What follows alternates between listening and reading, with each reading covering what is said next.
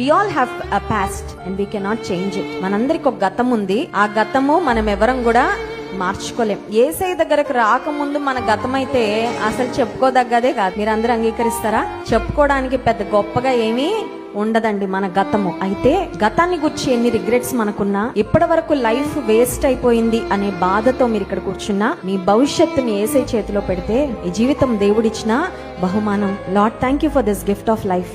మీకు తెలుసా అండి, ఈ సమయంలో కూడా మరణంతో పోరాడుతున్న వాళ్ళు చాలా మంది ఉన్నారండి ఐసీయూలో. There are people who are struggling just to live, just to breathe. ఇంకొన్ని రోజులు బ్రతికితే చాలు, ఇంకా కొన్ని నెలలు బ్రతికితే చాలు, ఇంకొన్ని సంవత్సరాలు బ్రతికితే చాలని బ్రతకడం కోసం పోరాడుతున్న వాళ్ళు చాలా మంది ఉన్నారు. అయితే మనకు జీవితాన్ని దేవుడు ఒక గిఫ్ట్ గా ఇస్తే, ఈ జీవితం యొక్క విలువ తెలియక చాలా సార్లు మన జీవితాన్ని వ్యర్థం చేసుకున్నాం.